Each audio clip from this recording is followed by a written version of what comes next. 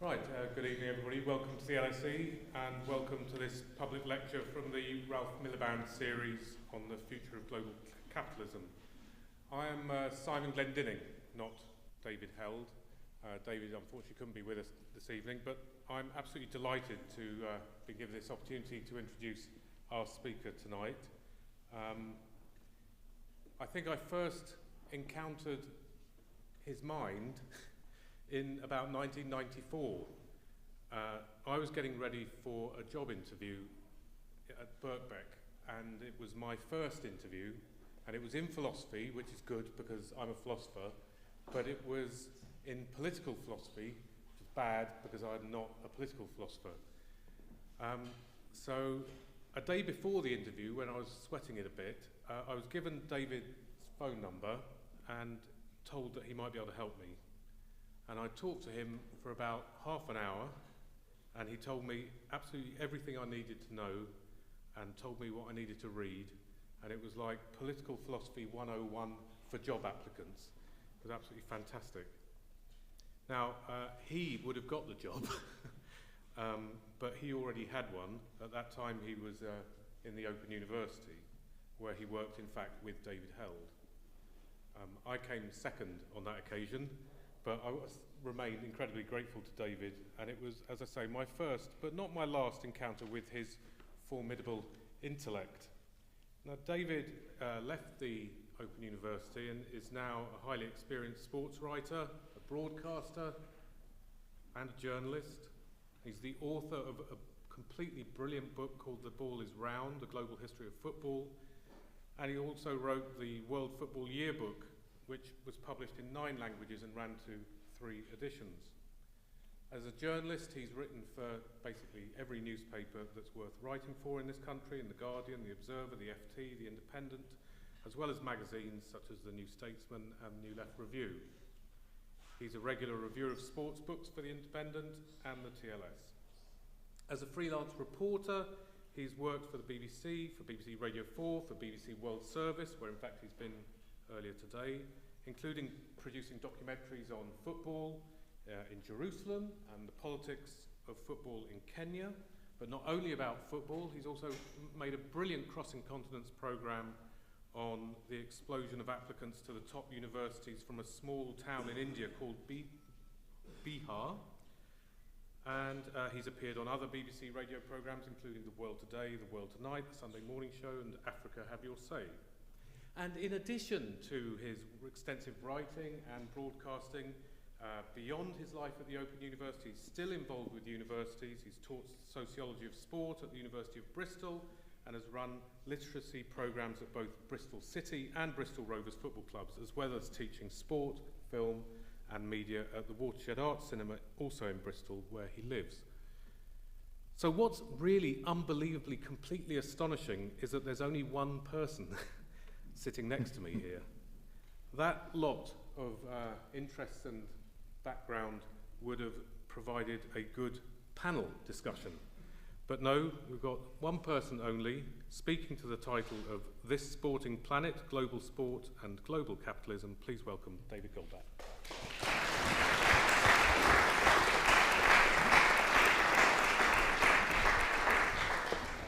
Well, thank you very much for that. This better be good after a write-up like that. Thank you all very much for coming. It's a great pleasure to be here. It's an incredibly miserable day out there, and so I really appreciate you all staying out to hear a little of what I have to say. I should say before I begin, this is not going to be a formal academic lecture. It strikes me that on a Thursday evening, perhaps a little bit more storytelling is what we're all looking for. So I hope you'll bear with me on that. Ransacking my past, as Simon just has, I'm reminded of a moment with a very senior, if slightly fuddy-duddy professor in Cambridge who was examining my PhD and felt there wasn't quite enough political economy or close attention to the mechanics of contemporary capitalism into it. And he said to me, I do find if one wants to keep tabs on global capital, the best thing to do is to read the Financial Times each day, cover to cover. Well, he's not wrong. If you want to keep tabs on global capital, I suppose there are very few better ways than reading the Financial Times cover to cover. I, however, with 2 small children and quite a lot else going on, find it quite hard going to manage it every day. So what I'm going to offer to you today as an alternative for keeping tabs on global capital and its machinations are the sports pages. And I find increasingly that the sports pages offer, either directly or metaphorically, or sometimes completely out of left field, as the sporting metaphor goes, an extraordinary lens on the dynamics of contemporary global capitalism. Let me give you just a few examples from the sports pages this year, which you may or may not have been looking at. The first thing that struck me was the African Cup of Nations in Angola. The African Cup of Nations is Africa's premier football competition. Founded in 1957, it's one of the oldest in the world, and it is one of the only really significant cultural expressions of Pan-Africanism that remains in the African polity. This year, it was in Angola, which struck many people as quite odd, given the state that Angola has been in over the last few years. But of course, this, as often with international sporting competitions, was the coming out party for Angola. The end of the civil war and the arrival, of course, of oil. What struck me most looking at the Angolan Cup of Nations initially was the stadiums. Angola, as you know, does not have a lot of infrastructure outside of oil rigs and pipelines and the new roads being built there. But it does have 4 extraordinary football stadiums built from nothing in the last 2 years. How did this happen? Angola's construction industry, to my knowledge, is not a particularly strong economic sector. And the answer, of course, is China. Every one of those stadiums was built not just by Chinese contractors, not just designed by Chinese architects, but built by Chinese labour, brought wholesale by contracting companies to Angola for the duration of the construction.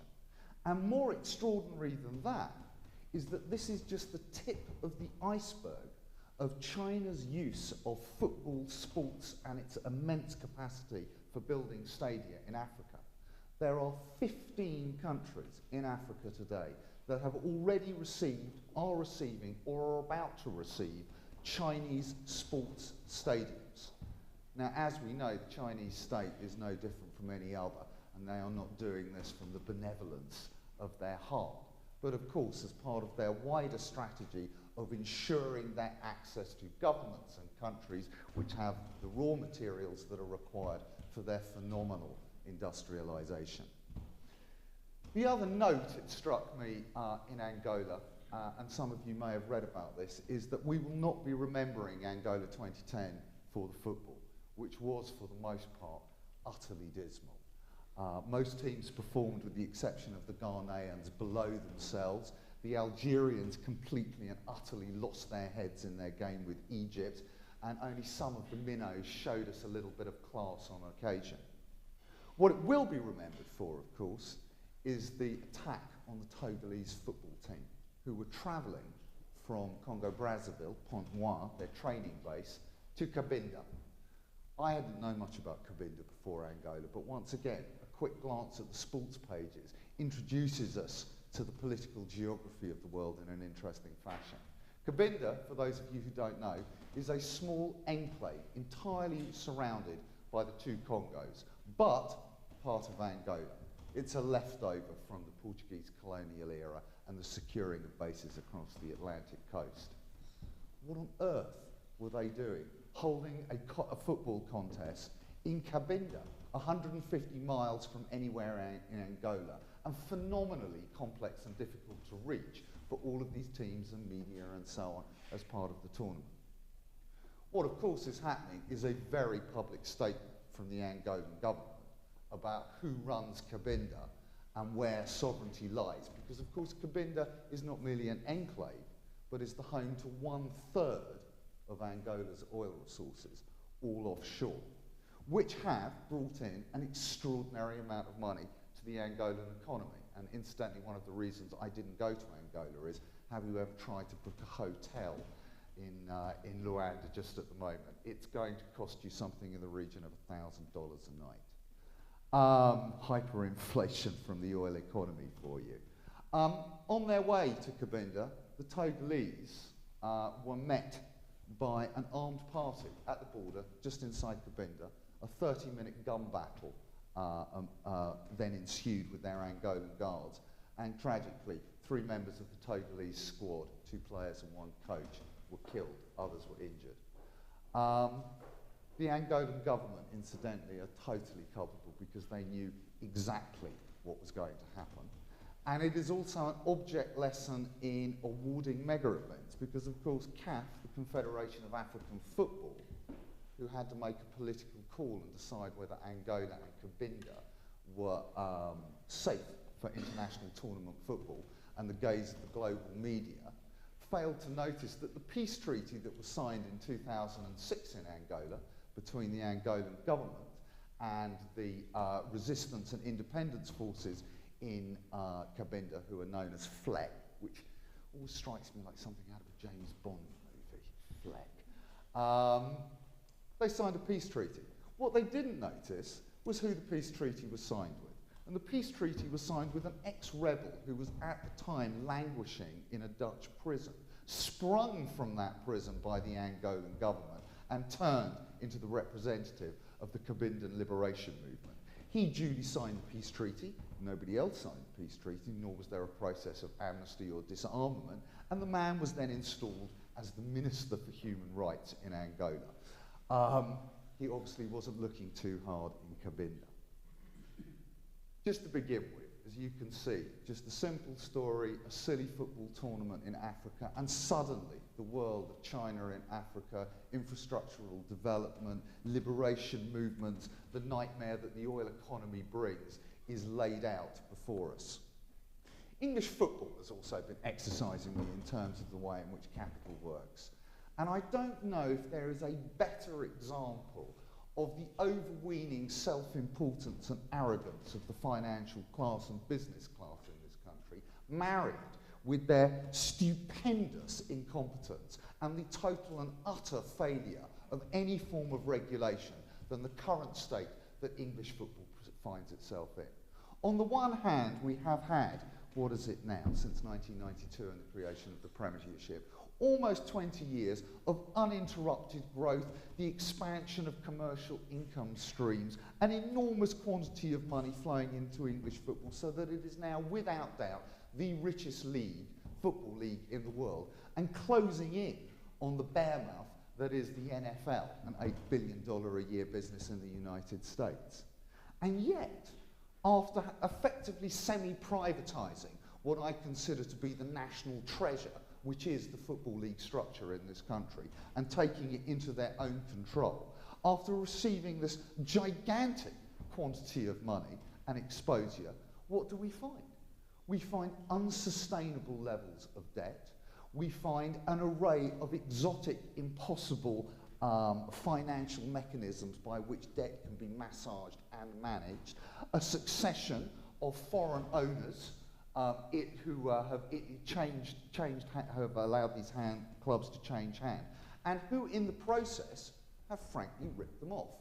Anybody who examines Manchester United's accounts that have come out recently will see that the Glazers, having borrowed money at interest rates approaching 40% per annum on some of the bonds that they have issued, have not only failed to increase the profitability of Manchester United in any great way, despite the massive raising of the prices of corporate boxes and tickets, but they have taken something in the region of £35 million out of Manchester United in the last year. For what? 4 members of the Glazer family have been made loans by Manchester United of £1.5 million each. Another £15 million has been claimed in management fees. And yet, there is no, these people had, there is no fit and proper person test that in any meaningful way regulates who is allowed to take these clubs over. There is no proper transparency in the way in which the auditing of these companies is accounted. And what is trumpeted as great entrepreneurial power, verve and spirit on the part of the Glazers turns out to be nothing more than an act of financial theft. And this is at Manchester United, who, given their global profile and enormous turnover, managed to remain relatively solvent. When we look at the situation down on the south coast in Portsmouth, for example, the true state of affairs in more middle-sized and medium clubs is revealed. I mean, what have we got to when the capital in control of English football not only fails to turn a profit, which of course we expect, because anybody who invests in football thinking they're going to make a profit shouldn't be in business in the first place, because this is truly not an industry in which large rates of return are available to anyone. But they have failed even to pay the St John's ambulance. The Premiership owes collectively over £100,000 to the St John's ambulance. For those of you who are not familiar with St John's ambulance, some of you may not be, they are volunteers who provide first aid services at large public occasions, fetes, festivals and football matches. We can't even pay the St John's ambulance, you know. Extraordinary. One last thing from the papers that has tickled my fancy, and it seems to me to speak to the state of global capitalism, is our old friend Tiger Woods. And those of you who are not familiar with Tiger Woods, let me tell you a little bit about him. He is unquestionably the greatest golfer of the age. A man whose success, whose coolness under fire, whose complex multiracial roots, and whose sudden explosion from obscurity to global fame offers irresistible parallels, I would say, with Barack Obama, who, though wedded to basketball, is actually a rather keen golfer on the side. Tiger Woods was named as the #1 world sporting individual brand by those friends of global capitalism at Forbes magazine in 2009. The brand, Tiger Woods, let alone the human being and his personal income, is worth something in the region of $90 million. Nothing compares to Tiger Woods. David Beckham, Cristiano Ronaldo, these guys are all little league. Why is it that Tiger Woods should have been able to amass such a fortune beyond his dominance, obviously, of golf? Tiger Woods is a very special brand. People have been trying to build brands in sport to align the persona and the course and the trajectory of a sporting life with that of commercial products. Jack Nicklaus, Arnold Palmer and the IMG Sports Agency pioneered this, though of course, you know, footballers and sports people have been putting their name on soap and chocolate and beer and razors for 100 years. But IMG, Nicklaus and Palmer took it to a new level. Michael Jordan and Nike raised the game and the bar once again in the 1980s and took the phenomena truly global. But in Tiger Woods, we have had something special. Why is this? Because Tiger Woods has offered himself as a product to the capitalist economy that is, for them, out of this world.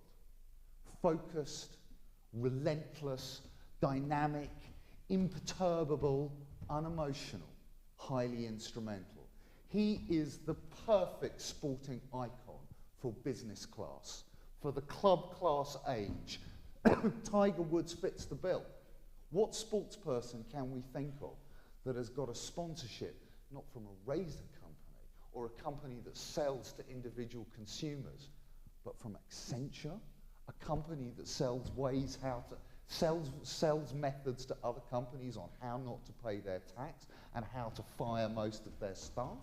Only Tiger Woods could possibly offer that.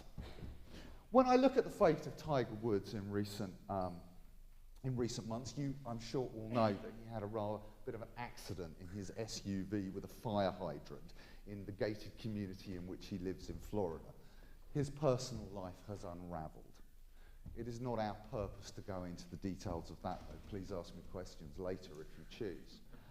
What is so interesting about this, I suppose it reminds me bizarrely when I think about Tiger Woods and indeed the American economy of which he is such an integral part, of the words of Marx in the Communist Manifesto, who wrote the extraordinary transformatory powers of global capitalism.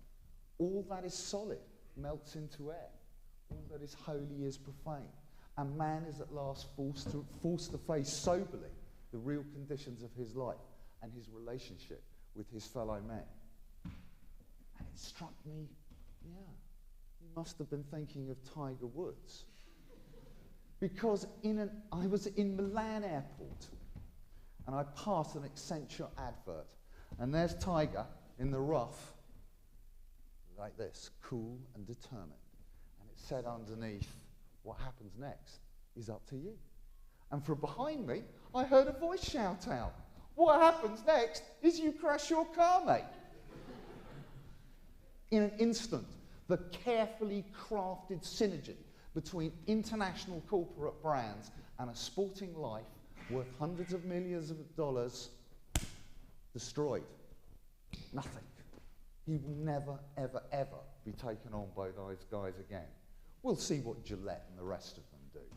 But that dimension, you know, hundreds of millions of pounds in the fictitious value columns of accountants and brand managers, wiped out.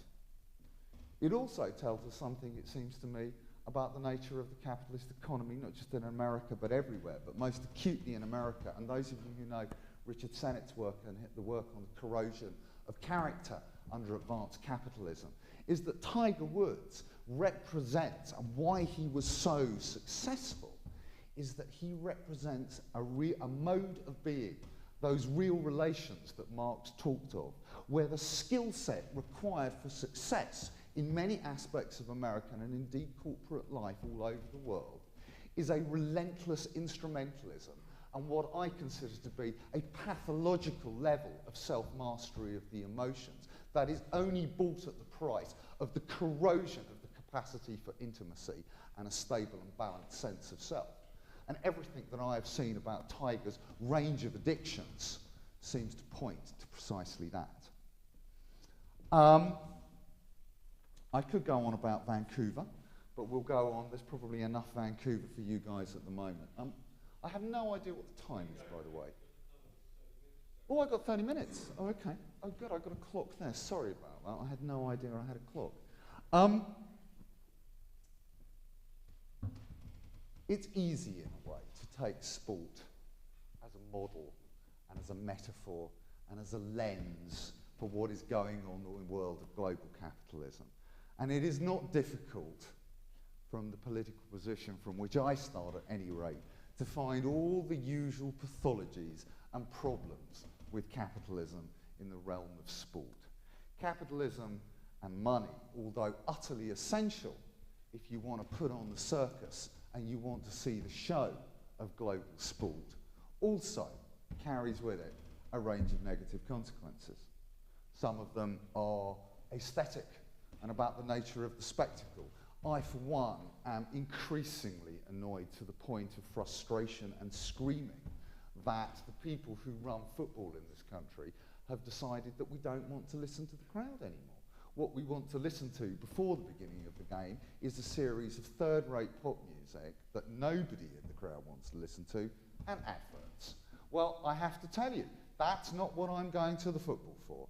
I'm going to the football because I want to listen to my fellow human beings make noise. And I cannot begin to tell you how it destroys the whole meaning of solidarity, the humanity, the closeness of that experience, to have a bunch of adverts and second-rate Radio 1 tunes belted out to me so that none of us can hear ourselves. Capitalism and money bring problems in other ways. Competitive imbalance is the obvious one that we see in the Premiership, where the usual mechanisms of the market are ensuring that those who already have the most get more, those at the bottom have none, and woe betide those who for one reason or another should falter in the race to accumulate capital. The fate of Newcastle, Norwich, Charlton and all of those other teams that fall out of the Premiership and find themselves with unsustainable debts and wage levels thrown to the dogs in the lower divisions.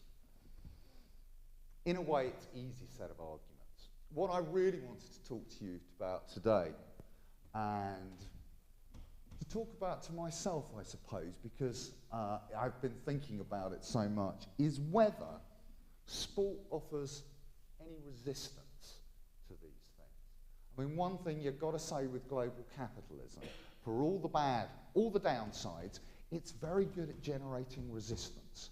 The last 200 years suggests that wherever capitalism goes, anti-systemic movements of one kind or another rise up to oppose it, to challenge its logics, to offer alternatives, to insist on some kind of regulation or limitation to its dynamics. Does sport in any way offer any kind of resistance, any kind of alternative, other ways of thinking? There are many, particularly from the Marxist community over the years, who have argued that sport is nothing but bread and circuses, at best. At worst, merely vacuous distraction. I have been lucky enough in the last 2 years to work for BBC World Service, who, God bless their cotton socks, have sent me around the world to watch sport one way or the other. And what I wanted to do this evening was share with you some of those moments that illustrate and speak to this question of resistance, of alternative values, of other ways of doing things.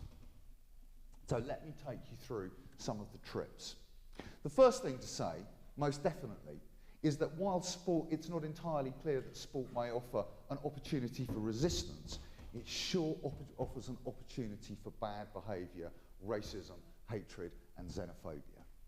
I was in Israel 2 years ago, and I went to see a team called Beitar Jerusalem.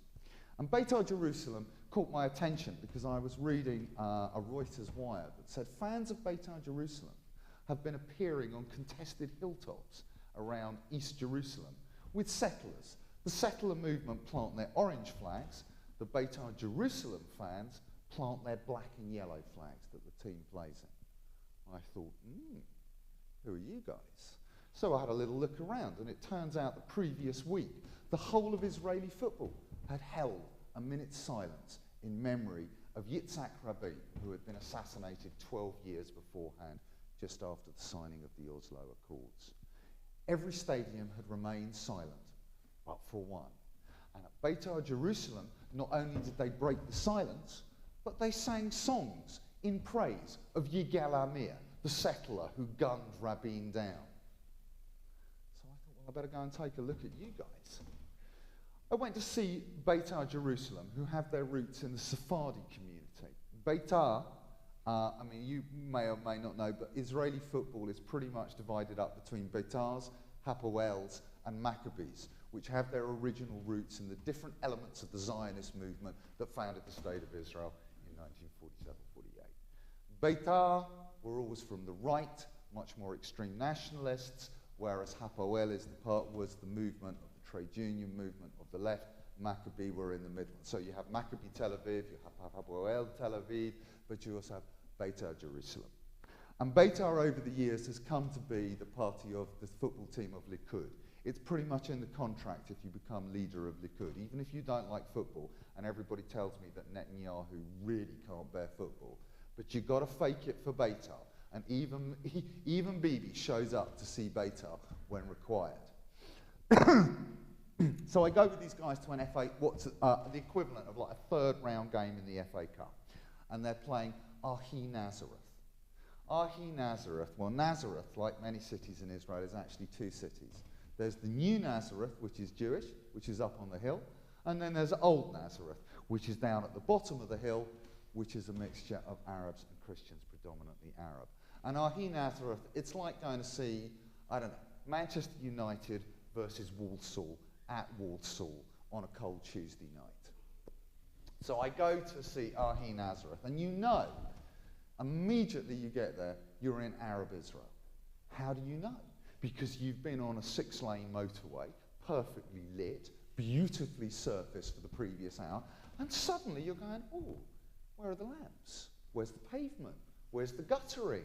There isn't any, because we've reached Arab Israel. And there, high on a hill, is the stadium. The stadium is extraordinary. 4,000 people in it, only one stand. On the opposite side of us, there's the stand that is completely, looks like a bomb sitter. There's just the stumps, the concrete stumps, right, of old bleachers there. We're all in one stand, and then behind the goals, we've got huge concrete walls. Now, I'm sure you're all familiar with what the concrete walls in the separation wall in Israel look like.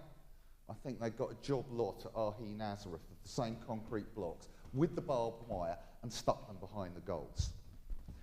Okay, so we're on the terraces with the Beitar fans, and there is a very serious atmosphere. I would say there's approximately 1,000 police officers or soldiers for 4,000 fans, and they're armed. And those of you who've been to Israel will know when they're armed, we're not talking, you know, we're not talking little guns. We're talking big machine guns. All right, we're talking in the car park next to the team buses, armoured personnel carriers with water cannons on.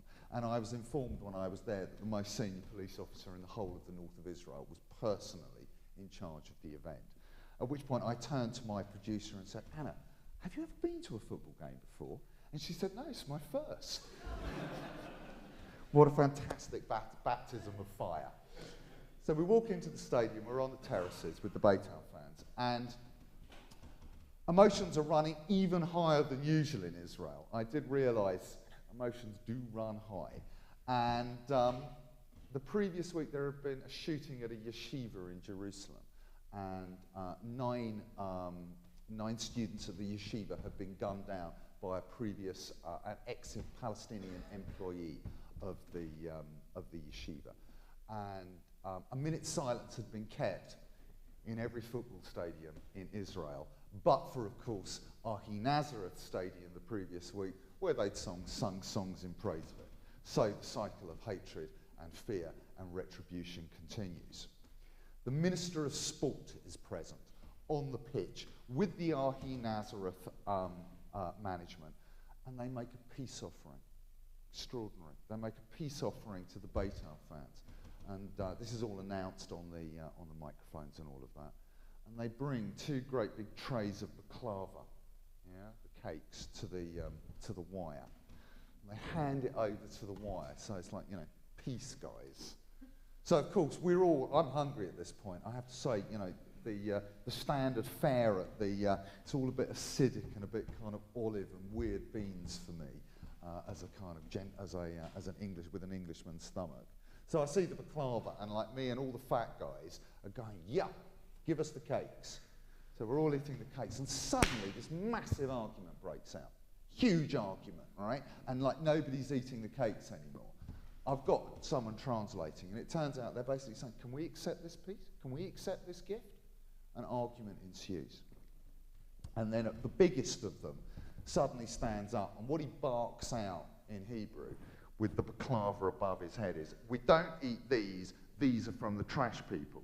And in full view of the Ahi Nazareth fans, he dashes the tray of baklava to the ground, stamps on it, sets the tone for the game. It gets worse. Well, worse. It gets more surreal. Beitar are always going to win this game. They're always going to win this game, but it's 0-0 at half-time. And I have been looking for the man in charge of the ultra group who runs Beitar, who are called La Famiglia, and they're modelled on the Italian style of fan support, but they're called Beitar. And amazingly, the guy who's in charge, is a tax accountant with PwC Israel, which is kind of interesting. And these are quite serious, quite nasty people. But it's always the same. There's always someone with brains in charge. And secondly, part of the reason that I was going was to ask, are you mainstream, or are you just truly out on the edge in your attitudes and opinions? What sort of barometer review of Israeli public life? And this guy is called Guy Israeli. I mean, if that's not an everyman's name, I don't know what is. Anyway, I finally spot Guy Israeli at half-time. And I spot him at half-time because when the whistle goes, about 50 people charge to the back of the stand, where there's a high concrete wall. And they put Beitar flags on their head, right? And those of you, I don't know if you've ever been to the Western Wall or if you've been in a synagogue. I spent a lot of Yom Kippurs in my youth in a synagogue watching old men go, mate, which we call in Yiddish is Dov Murray, right, where you rock back and forth on your heels and you're praying. They're all praying at the wall with Betel scarves over their head. And I said slightly glibly, I suppose you're praying for a goal at half time. And they said to me, no. When I see 1 million Arabs in this society praying, I am worried. I want them to see me pray. What an extraordinary thing to do at a football match. It's the 3rd round of the FA Cup, all right? And that's what's going on. Just to finish this story, just the sort of awfulness of Beitar, is that I then went to see them play at home following 3 days later in Teddy Stadium in Jerusalem. And it's very interesting, the way in which these ultras operate is very much like the settler movement. You've got the main bank of people over in the West Stand, right, where most of the action and the chanting is, but they don't leave it at that. What they do is they send out patrols. They set out and establish little groups in other parts of the stadium, right, in an effort to spread their noise and to push the other members of the crowd into chanting their chants. In the same way that the settler movement is forever going, oh, we'll just put, a mobile phone thing up on that hill. Well, maybe we need a hut there now, and well, maybe we need a whole settlement there. Same logic. One chant dominates the evening. One chant dominates the evening. And it's Kali Ramat Gal, Kali Ramat Gal. What does this mean? Kali is their goalkeeper. He's a Croatian. Ramat Gal, it turns out, is shorthand for being in charge of the Israeli Defense Force. It's a sort of truncation of a longer Hebrew word. So they're basically saying Kali for Field Marshal, Kali for General. And it's like, he's done nothing all game. They won 3-0, he's barely made a save. What's all this about? Kali has been on television the previous night, and he gives an interview in English. And he says, my friends from Croatia text me and say, how can Israel allow missiles to fall on Ashkelon and Sidrot? When we had that, he says, when we had these kinds of problems in Croatia, we knew how to deal with it. Kill, destroy, everything. It's time for Israel to show its strength. So, Kali Ramat Gal. And what was so extraordinary on that occasion, that it's not just the ultras singing, it's not just the little outposts, it's everyone. It's 27,000 people. It's the guy next to me who's a taxi driver, in Jerusalem, and his 2 kids, and they're all singing Kali Ramat Gal. I don't want to draw any more conclusion from that other than to suggest that Guy Israeli is more of an everyman than an extremist than I originally thought. On the other hand, and at the other end of the scale, football in particular offers us the most uplifting and the most extraordinary challenges, both to inequalities, ethnic differences, and the triumph and dominance of market forces. I was lucky enough to go to Nairobi last year, where I went to a place called Mathari. Mathari is the oldest informal settlement and slum. It's 250,000 people living on a postage stamp. There are no toilets. There are no toilets unless you want to pay. These are some of the poorest people in the world, and they're paying to go to the toilet. Because if you don't, it's what they call the flying toilet, which is a plastic bag.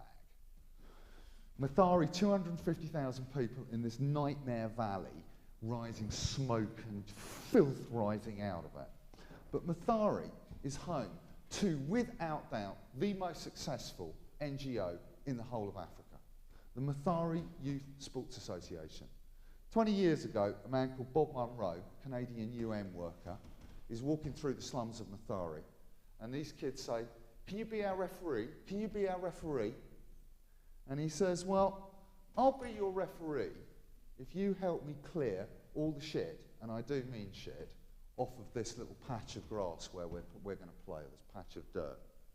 And from that exchange, the Mathari Youth Sports Association was born. It now has 25,000 kids in the slums of Nairobi playing organised football, including 5,000 girls. This is the deal. It's 1 point for a draw, 3 points for a win, and 6 points for an environmental clear-up. And you better bring your captain and at least 7 members of your squad if you want your 6 points. If you do show up, Mathari ought to give you the gloves, the wheelbarrows, and the shovel. And these 25,000 kids are now the most significant municipal sewage and clearance agency in the whole of Kenya. They are the only people keeping this place clean. But more than this extraordinary exchange, Mathari Youth Sports Association has built the most amazing network of social capital and social organisation across the slums of Nairobi. They have 15 libraries, they have health projects, they have education projects, and most brilliantly and most amazingly of all, they have created a self-educated body, a self-educated cadre of social entrepreneurs and social leaders. Right? This is not an NGO run by anybody from outside Kenya. This is an entirely indigenous operation. So that when the post-election violence happened in late 2007 and early 2008, who is getting food to people in Mathari who can't get food because there's too much violence? Who is housing the people when the Kenyan state sure isn't housing anybody? The Mathari Youth Sports Association and its extraordinary network of characters, and of course the trust and respect that it has built from people of all ethnicities, because of course the policy, as you might imagine, of the Mathari Youth Sports Association is that ethnicity is not a factor in who gets to play in any of their teams. So they are truly, and they are in fact being exported now to Tanzania and Uganda, where similar programs can be expected. So the Mathari Youth Sports Association, the solidarity and joy that playing sport brings is just truly, truly mind-boggling. I met kids, man, what they've lived through 100 lives, compared to what I've lived through. And football and playing for Mathari is a transformatory experience, an island, a haven of peace, of solidarity in what is often a sea of troubles. Within those two extremes, and they really are the good guys and the bad guys in the world of global sport, there are some slightly more uncertain territory. And I suppose that's what some of the things I'm really interested in exploring is what are those sources of alternative values and resistance in global sport that is displayed. One area, it seems to me, which we've been here before in Eastern Europe and the Soviet Union under communism, is that sporting events, particularly football, offer an opportunity for political expression and political protest in totalitarian societies that is otherwise often not available. I was lucky enough to go to Cairo last November, December, to see the derby, which is between Zamalek and Al Ahly. Zamalek and Al Ahly emerge at the beginning of the 20th century when Egypt is occupied by the British. And they have always represented two separate wings of the Egyptian, the Caironese elite. Al Ahly, which translates from the Arab as the nation, were the team at the beginning of the 20th century of Republican nationalist bourgeoisie within Cairo. Right? It was always Egyptians, not foreigners. It was the representative, the emergence of an independent Egyptian nation and nation state represented through their football team and their wider sports club. The eternal enemies began as Al Maktoum, which means the mixed, because they were never an exclusively Egyptian operation nor an exclusively Islamic one, but have always attracted the Coptic population of Cairo as well as the many foreigners who lived in Cairo in the early part of the 20th century. They became associated with the conservative, royalist, but more cosmopolitan wing of the Caironese bourgeoisie. And they became, quite soon afterwards, Farouk, named after the king. So that's a pretty close tie. No ambiguity in where your politics are. This opposition at an elite level, sustained and animated the culture of both clubs and the derby for many years. However, as I'm sure you're aware, even a cursory understanding of contemporary Egypt suggests that that old division in the ruling class is frankly no more. Most of the Cairoese bourgeoisie, certainly the cosmopolitan end of it, have departed the scene as a significant political force. What then does this derby mean? What does this opposition mean? Born of an era of a particular kind of politics that no longer exists. And what I discovered is that in Cairo, football for both sets of supporters has become this strange arena for sending cryptic political messages to themselves, to others, to the government, to the rest of Egyptian society. Let's start with Zamalek. I interviewed a number of the kind of leading fans of Zamalek, where they now have ultra groups modelled on the Italian form, where you have independent groups of supporters not officially attached to the club who organise themselves within the stadium to create choreographic displays, organise singing, fireworks, flares, to turn the event truly into a spectacle, and in so doing create a degree of solidarity amongst the crowd, and above all, to take possession of the stadium, because that's what ultras do. It's like, this is our curva, right? The police can't come in, no one comes in. This is the space that we run. That in itself in Egypt is pretty extraordinary. I mean, this is not a society, and certainly not a government, that feels comfortable with 3 people gathering on a corner having a conversation, let alone thousands of unregulated young men organising and doing their own thing in a public place. Most of the time, this would elicit a very serious police response in Egypt. But football, because of its peculiar cultural history in Egypt, and because of the particular nature of the arena, the stadium, has given them a degree of autonomy that is almost lacking almost anywhere else in Egyptian civil society. In the case of the Zamalek fans, and I should say, we're talking, dentists, people who work in marketing for pharmaceutical firms. This is not some market trader. These are very educated, quite well-to-do people in Egyptian terms. And I said, why do you support Zamalek? What does it mean to you? And they all said to a man and a woman, because there were a few of those too, they looked at me, to be a supporter of Zamalek this is the opposition party. That's why I'm a member of Zamalek. And they really meant it. Now, we might look at it and sort of go, if you're not familiar with the kind of politics of football, and go, this is all fantasy bloody nonsense. What are you on about? The opposition party is the Brotherhood, and look what's happening to them. This, of course, is true. And yet there is a real sociological and cultural truth in that for those people who live through that experience. Al-Ali, who have won almost everything all the time, are intimately collected. I mean, if you check out, if you want to do a kind of, organogram of the Egyptian elite, a really good place to start is the board of Al-Ali, because you'll find that it's got generals, it's got Air Force marshals, it's got lots of relatives of people who are in ministries and who are very powerful. It's everyone. It's the business people. It's the people who are making money out of building satellite cities on the edge of Cairo. It is absolutely the core state and business elites who've got everything stitched up in Egypt. And they've got football stitched up as well. Now again, is this apocryphal or not? I don't know. I haven't done enough research. I don't know anyone's done enough research. But everybody who's not an Al-Ali fan in Egypt considers football completely fixed. All referees are bent. There's total pressure to make sure Al-Ali win every time. Every time the government's in trouble, they give Al-Ali a little push, because as almost everybody in Egypt says to me, what is the average Egyptian man, and it is man in this case, what makes them happy?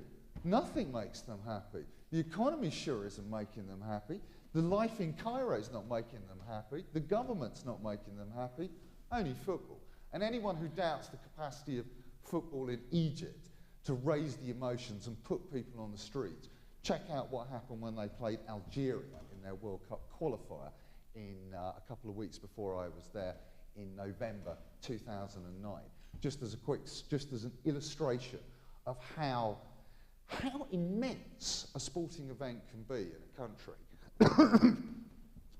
Algeria are playing Egypt for the place in the World Cup, last place for an African team at the World Cup. Same thing happens in 1989, Algeria versus Egypt in Cairo. That time the Egyptians won, they went to the World Cup. What do the Algerians do? Well, first of all, the team riot, and I don't know if you've ever observed a VIP box in the Arab world, but what you will invariably find is incredibly large terracotta pots with great big palm trees coming out of it. So the Algerian squad go and pick these up and throw them into the VIP box. They then disappear into the tunnel. There's a fist fight between the two teams and the coaches. And then, at the dinner afterwards, one of the Algerian strikers takes one of these, smashes it on the side of the table, and puts a great big cut across the face of one of the Egyptian doctors. He has been wanted by Interpol for the last 20 years and has not been able to go to Egypt. A great deal of peacemaking was made before the game. This gentleman, Belloumi, was actually given an official pardon by Mubarak. So it's quite a thing. You just got to think, you know, imagine Gordon Brown giving some official pardon to another football. I mean, it's just sort of off the scale of the significance of football. Before the game, the Algerian team are attacked in their coach. The Egyptians claim that they broke their coach windows with their own mobile phones. You just really don't know whether to laugh or cry at that point. But the Algerians respond that if you ever get to see it on YouTube, watch the game, because the Algerian guys who've got little cuts have all got bandages that make you think they've been, you know, through the Somme. Anyway, Egypt win 2-0. And what 2-0 means is that it's going to a playoff. Oh my God. So Cairo goes mad. They're up till 6 o'clock in the morning. There's a playoff in Khartoum. Incidentally, an Algerian mob in Algiers then ransacks the offices of Egyptair and an Egyptian telecommunications company. And I don't just mean broken windows, I mean ransack, computers, desks, the lot. That does not happen in Algiers without somebody giving permission to it. Excuse my cynicism. But, you know, that's got support at a high level when something like that happens. They all go to Khartoum. The Egyptian government pays for 2,000 people at least just to fly out there, you know, possibly more. The stadium has got 15,000 Sudanese troops, not police, troops, 15,000. I mean, that makes the Israel game look kind of, you know, relaxed. Anyway, Algeria win.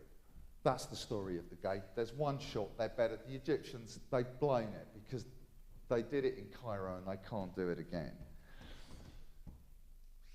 Amazingly, calls start coming in from Egyptians in Sudan to Cairo saying at the end of the game, we're being attacked, we're being attacked. Those of you who are familiar with the street in the Middle East know that the rumour mill is pretty explosive once it gets going. And now that we've got the internet and mobile phones, we're talking, you know, the street on amphetamines.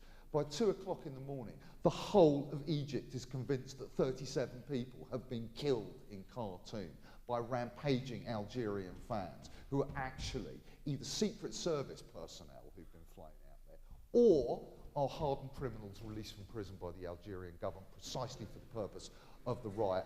And everybody I met in Egypt, I mean, God, everybody, you know, from the kind of the senior fire officer at the stadium who said to me, you know, who gave me a really hard time for the BBC not taking the Egyptian line on all of this, you know, to just everybody I met, everyone's completely convinced. And I can tell you, not a shred of evidence, nothing, zilch, all right? Yes, a few stones are thrown at coaches on the way to the airport, yeah, but that is actually it.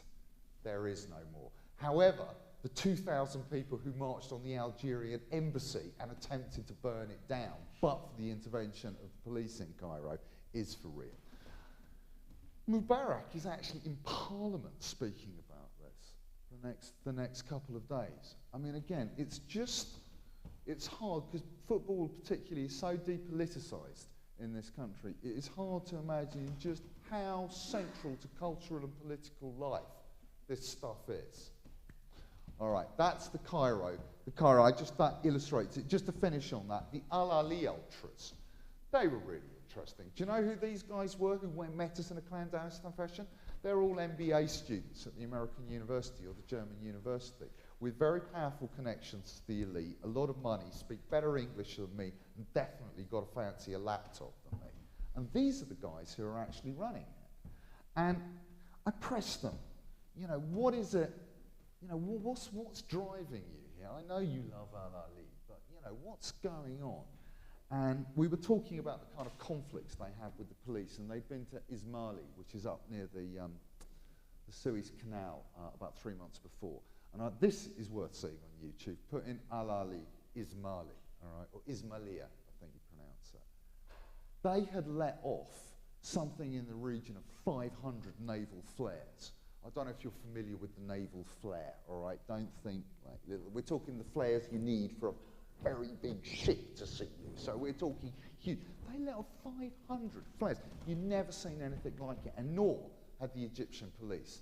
I mean, it's not often you get that, you know, they're just faced with obvious disorder and unusual behaviour. And for once, it's not, they can't steam in, you know, because the usual reflex is, trouble, go and deal with it, but they can't. Too big, too powerful, too public on television. Now, this may not seem like much sitting in comfortable Aldwych, you know, on a February evening, but I've got to tell you, that is absolutely electric for young people in Cairo. To be able to defy the police en masse, this is unbelievable. And as this guy said, he said, we're a force to be reckoned with.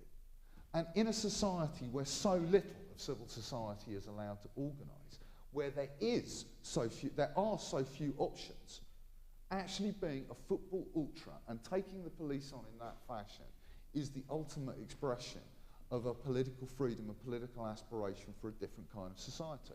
And like I say, these are not guys from the street, this is the elite. Okay, 2 last thoughts, because I've hit 7:30 and I need to shut up. There are 2 other great things that sports, and in particular football, produce that seem to me offer a set of values and resistances to the dominant logic of capitalism. 1 is solidarity, 2 is play. Let me tell you 2 examples of that. Solidarity. We live in an atomised society. This is a sociological truism. I've been listening to it for 30 years. In the global north, we're increasingly atomised, individualised. We live in a deracinated civil society. We're no longer able to connect with our fellow people, blah, blah, blah, blah, blah, blah. Hey, and there's a lot of truth in it, you know. But the capacity of sport to generate solidarities, not in an abstract sense, but in a physical, tangible sense, is for me absolutely unparalleled. I had the good fortune to go and see Newcastle United, don't laugh, last season as they headed like the runaway train to demotion. Another incident of, yeah, British business elite, you definitely know how to run something. And it was the key game, they were playing Middlesbrough. They needed to win this game to have any chance of staying up. It was one of their last home games of the season. And I was sitting in the press box. And I've been to a lot of football games in my life. I don't know how many. I mean, you know, 3 figures, lots, and big ones, and noisy ones. I have never, ever, ever heard a noise like this. This wasn't just a noise of repetitive chanting. This wasn't a noise of singing. This wasn't the sort of disaggregated sounds of individuals. This was a wall of noise. A wall of noise so thick and tangible you could feel it vibrating in your face. I have never heard human beings make a noise like that. Never. It is absolutely... And over what? Over a football club? Over a football game? And when we know, of course, that in a one sport, one club town, Newcastle United is the emblem of the Geordie nation. It is absolutely central to the sense of civic pride and the unique identity and vibrations of the northeast of England and of Newcastle. And I have to tell you, that is a very, very powerful thing to experience. You know, how often do any of us get together with 50,000 people? I don't know about you, I don't do it too often. You know, used to happen more.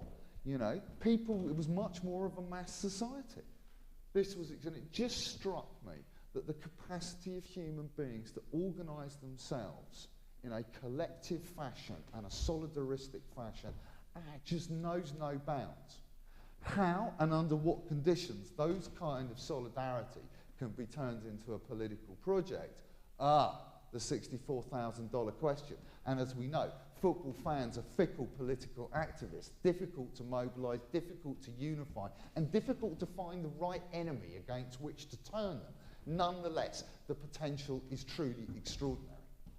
The second thing is play.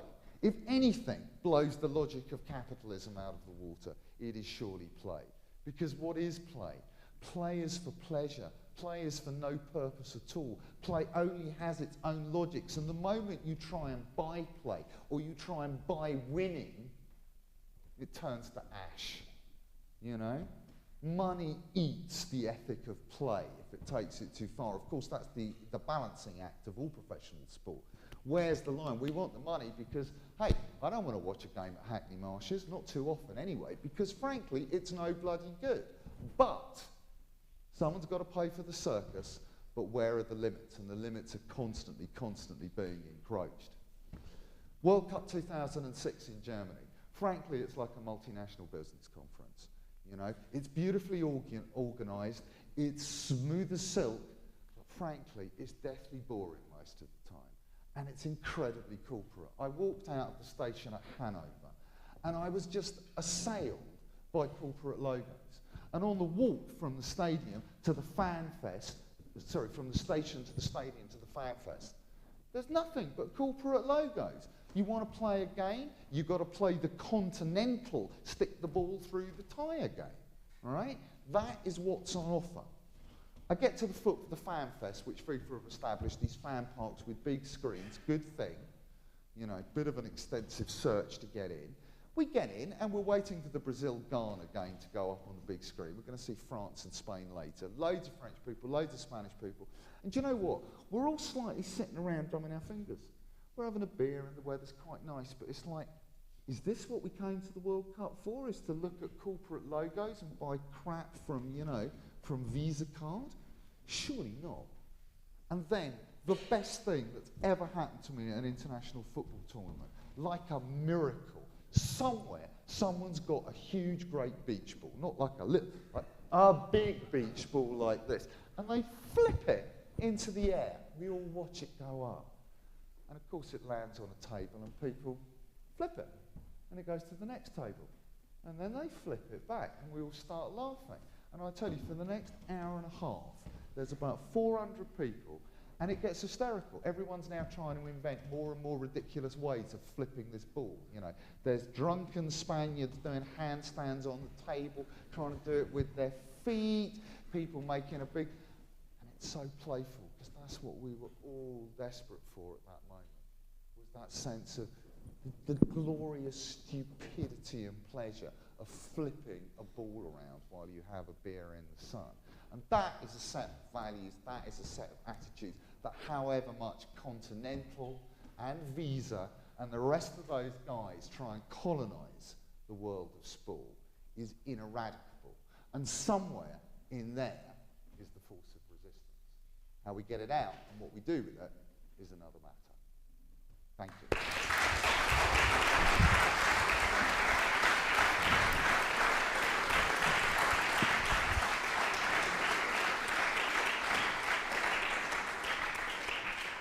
Thank you, David. Amazing portraits of the incredible continuity between sporting life and social life, both within capitalism and in political and religious totalitarian conditions. There's all sorts of areas of life that these continuities are taking place. We've got time for questions now. There are microphones here, so if you please just wait for a mic to reach you, and then everybody else will be able to hear your question as well. So, who would like to ask? One down here, and then one there. We'll take them one at a time, Davis. Can I also ask, was the Algerians driving around London in their cars a few months ago, that game? It was. That you, like, do you remember about a few months ago there were a group of Algerians driving around London? Sure. And that was that game? that you talked about? Yeah, yeah. The Algerian, when they were driving around and freaking out on the Edgware Road. Yeah. Yeah, yeah. That's after the playoff. That's an interesting detail. It was over there at the back. Well, if I could just add to that, I mean, it wasn't just here. I mean, one of the amazing things about that game is that you've got fighting going on in Marseille, Paris, Algiers, London, and Cairo after that game. I mean, I'm not quite sure what well, it tells us how big the Algerian and Egyptian diasporas are. But, you know, certainly, and in France it was particularly nasty. So, yeah, all over. Good, yep. You mentioned the relationship between football and culture, and there's this issue in the upcoming South African World Cup of whether the vuvuzela, this loud instrument, should be allowed or whether it should be banned. What's your personal opinion on this? Oh, what, the pipe things? Yes, the pipe thing. Oh, God, there should be, everyone should have one. And if people don't like it, it's like, please, welcome to Africa. Oh, who was it? Xavi Alonso couldn't concentrate when he was at Wydn Stadium. I mean, get a life. This is Africa's World Cup. This is South Africa's World Cup. And that's how we're going to do it. It's like all the journalists are always moaning, going, oh, the road system's a bit dodgy and the trains don't work. And it's like, hello, what do you think most of the Global South deals with all the time? Right? We're going to the Global South. If the World Cup means anything, if it means anything beyond being a corporate jamboree, it is a truly universal cosmopolitan festival. And that means it's everyone's. It means it's the Global South as well as the Global North, and we play by their rules when we go. And that means stop moaning about the transport, you know, stop moaning about the hotel conditions and get planning, because that's what everybody who lives there has to deal with that. And as for the noise, bring it on. One down here. Hi. So my question is just, it seems like you had a theory about, or basically gave us a good survey about ultras and through various parts of the world, and you kind of gave us some positive and some negative examples of what ultras are capable of. I guess, I mean, my point is, for better or for worse, we don't really see that in the Western world in terms of England, the top flight, and in America especially, in sporting events and NFL. In the sense that you don't have the same kind of hooliganism and so forth is kind of been washed out for the most part, I think, and what my perception is.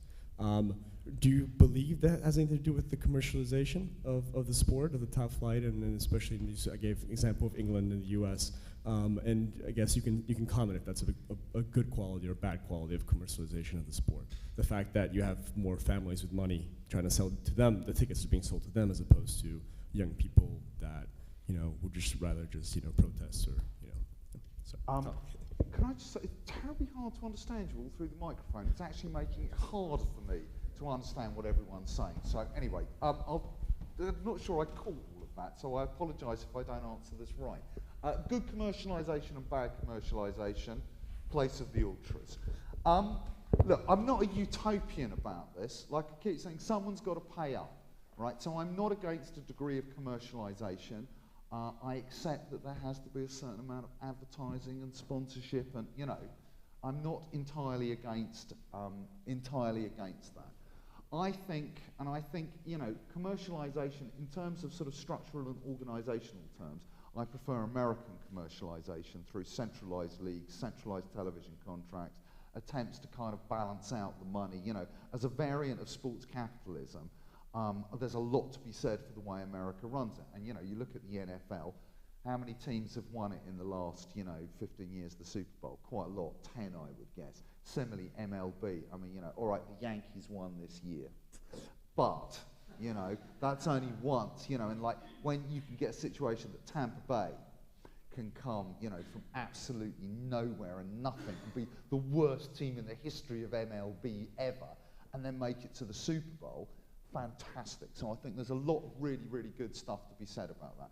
There are issues and we could talk about that. So I think structurally there's a lot to be learnt from America. My real issue is when it starts eating into the, as I say, into the aesthetic of it. And you know, I'm not for, I understand that you've got to appeal to a broad audience, I'm not the only person, and that there are many forms of pleasure and many ways of enjoying these things. I think endless obsession with clean family entertainment, I find just problematic. I'm not saying there's not a space for that. I'm not saying that shouldn't be part of the agenda. But actually, I think it just becomes so anodyne, you know, and interferes actually with the atmosphere so much that I do have a real problem with that. On ultras, I mean, you know, once upon a time, one had great hopes for the ultras, and certainly when it was started in Italy in the late 1960s, you know, you've got people like, what are they called, the Leone de Fosse, the kind of original AC Milan lot, who are part of the wider kind of, you know, socialist experimentalism that's going on in Milan. And those guys are into all sorts of really interesting, you know, football cultural happenings and, you know, stuff, interesting stuff. It's all gone though in Italy. I mean, the ultras are a pale reflection of their original promise. They live these days in a kind of parallel universe. I mean, they're not even watching the game most of the time, is what really does my head in with those guys. You know, I went to see the Milan Derby. Sensationally good operatic theatre. I mean, it was fantastic. And these guys, who are meant to be the core of the atmosphere, all they do is they follow their own agenda. They spent most of the match kind of unfurling very cryptic banners to each other about, you did this in sort of, you know, at some game in Kazakhstan and, you know, stuff. I mean, I had experts with me, and I was like, no, I don't understand what it's about either, you know. And we're talking hundreds of messages. I mean, it's kind of like, you know, pre-mobile phone texting, because they're unfurling, you know, these sort of strips of sheet, you know, across the front of the curve. And then at the other end, they kind of unfurl another one back to them. And, you know, meantime, the game's going on. And I'm just going, what are you on about? So the ultra movement in Italy, I mean, of course, association with organised crime, drug dealing, and their kind of just sort of mad Italian macho kind of masculinity trip that they're all on has all poisoned it, I think, actually. And what saved the game that I saw is that, you know, most of the time these days the ultras dominate the stadiums because people are going to football less and less in Italy. Crap stadiums, all sorts of reasons. And thank God on this occasion, because it was the derby, there were 60,000 other people in the stadium who made the atmosphere. And that was very cool. It's like being at La Scala, but thank God without the music. And I just am like that with opera. Sorry to the opera lovers. I mean, David, you, another point sort of bringing this out, you talked both about a kind of poison that you can get from a limitless extension of the appropriating power of capital, yeah, but also a kind of poison that you get from a sort of limitless extension of religiously significant political conflict. You know, it's as it were both of those. What do they corrode? The two things that you value, the play and the solidarity. It's a kind of perversion. Well, it produces solidarity, of course, those, but then, you know, between two separate groups. I mean, that's the pros and cons, particularly with football, but with all sport, is I think it's very rare to be offered a public theatre and a public platform for the collective, you know, and experimental kind of exploration of these things. Where else can we do that? We live in such a privatised world. And I'm kind of suppose my thinking on it is, well, better that than nothing at all. Yeah. But of course that comes at a price that, you know, if you open the field up, then nasty people will take it. I mean, some people have talked about fascism in terms of the mobilisation of identitarian emotions, right? That's that way. And obviously football has that inside it as well. And that's, but on the other hand, that is also a description of certain dimensions of interpersonal solidarity. So it's a kind of autoimmune situation where you've got something good which can be appropriated. I mean, I think the great thing with football is that it constantly upsets that stuff as well, because of its kind of, you know, however much you pay up and however much you try and fix it, often you lose. Yeah. And so it's a very precarious game. If you're into sort of that kind of identity politics, losing is difficult. Yeah. You know, and football and other sports just will trip you up. So pleasingly, it's a bit of a minefield in some ways for kind of authoritarian politics. You'll get respect for the opposition at some point as well. Anyway, there's other people other than me want to talk. This gentleman too. Just wait for the mic. I know David's having trouble with the mic, but hang on, wait for the mic. If you don't. No, I know, but people at home listening to the podcast won't hear you. I grew up in Hackney and I went out to Birmingham. Okay. Normally go down to South London, so it's quite a great thing to do. Her brother took me to the old den, the old Millwall. And in those days, there was a space between standing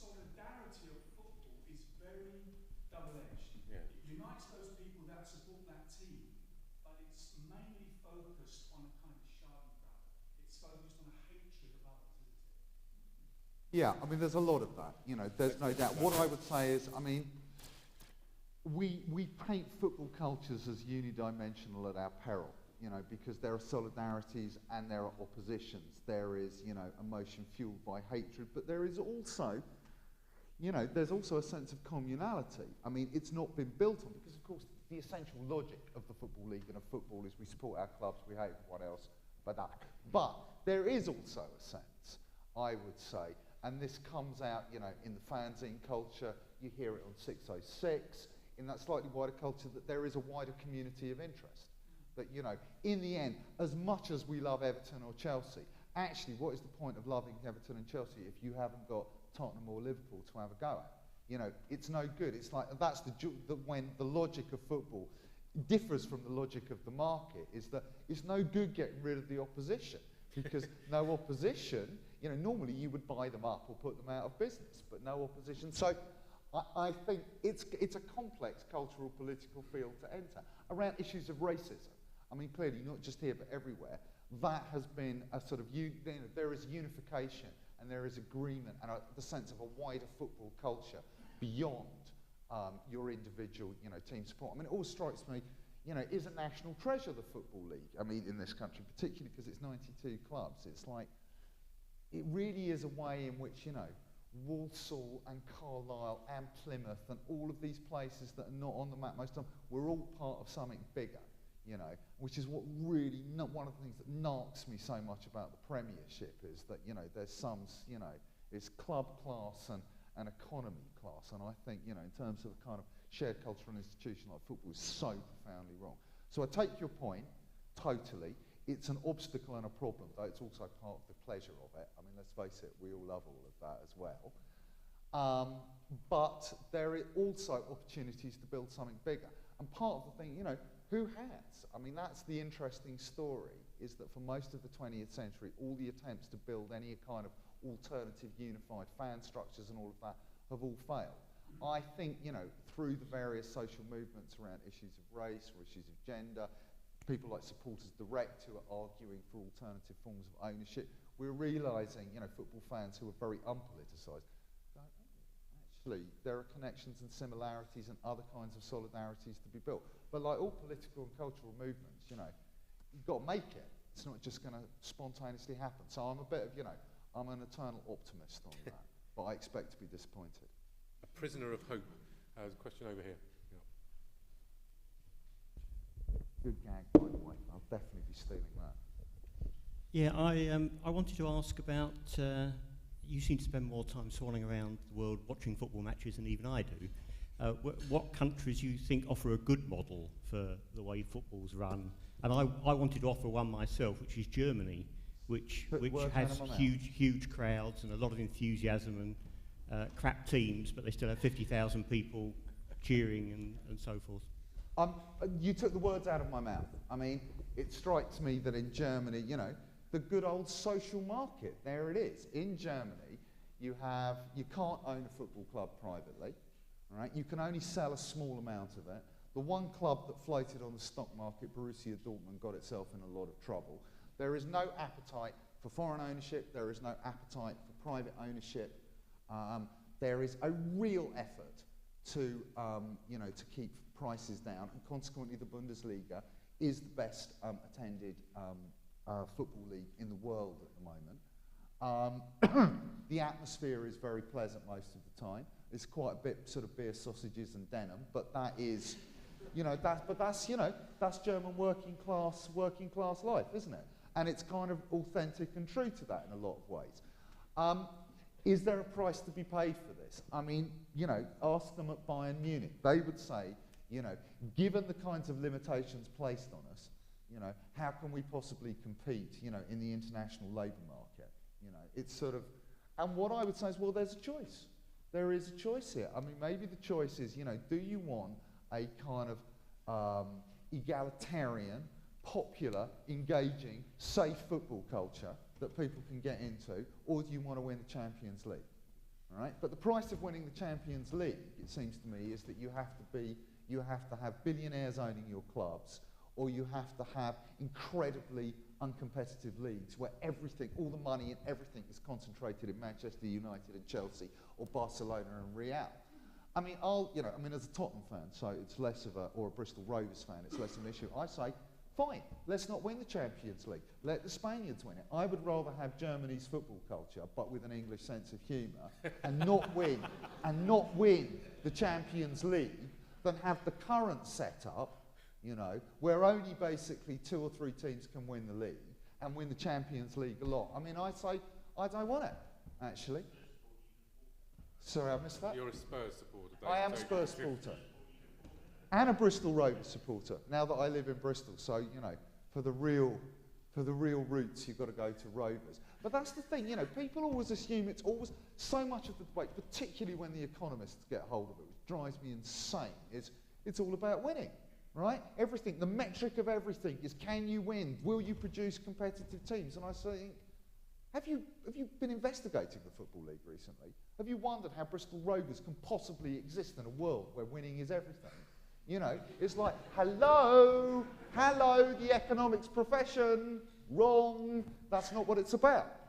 I do not go to Bristol Rovers because I'm looking for glory or because I want victory, right? I'm so not. I went and saw them play Walsall last week in -5 degrees centigrade. Neither team's got to win in 16 games. They had a 0-0 draw on the Saturday. It's the rescheduled game from Boxing Day.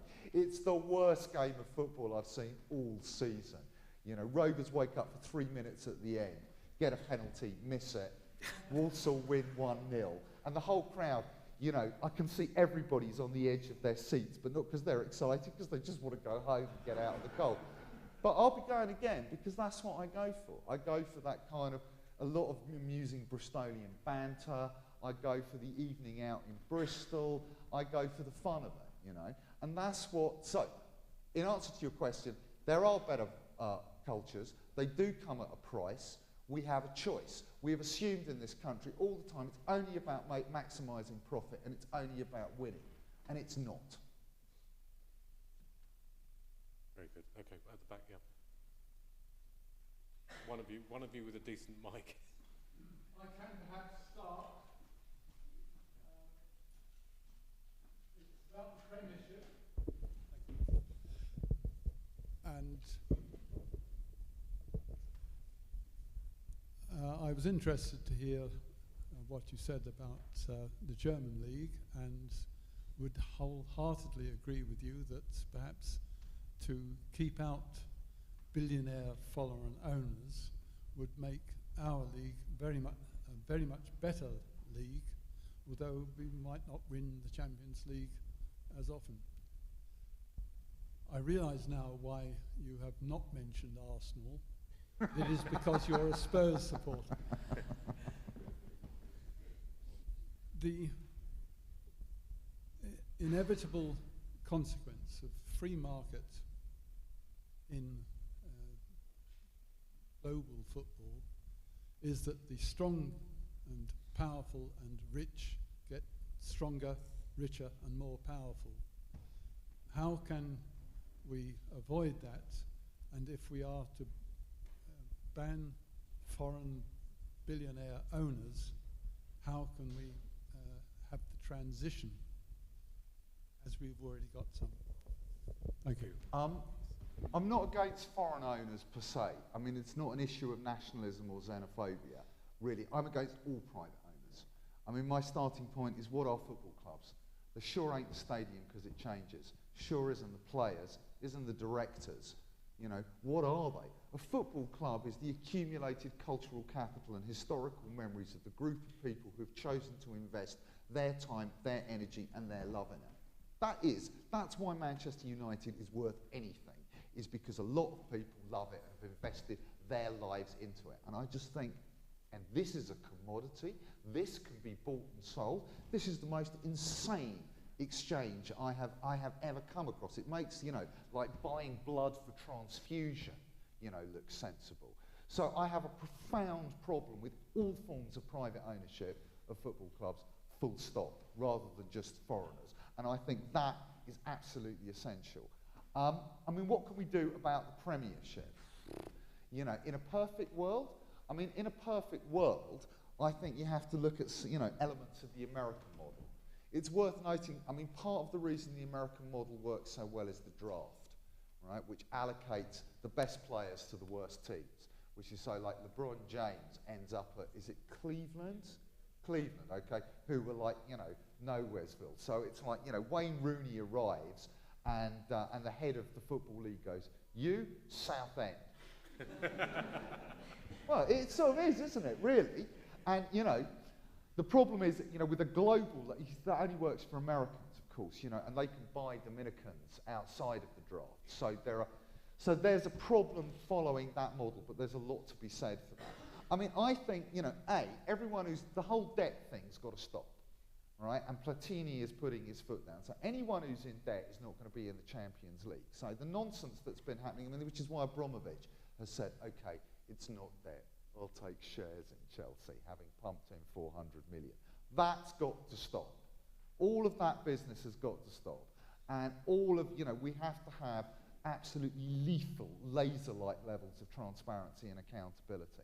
I laugh. I was listening to some pumped-up agent who was saying, they're big companies, big firms, these, or you'll never be able to regulate them, just like the bankers say, you'll never be able to regulate us with a Tobin tax, it's all too complex. And I just sort of think, well, you guys managed to keep a track of my account amongst 38 billion that you've got and charge me every penny on every transaction that you want. Oh, we can't tax you?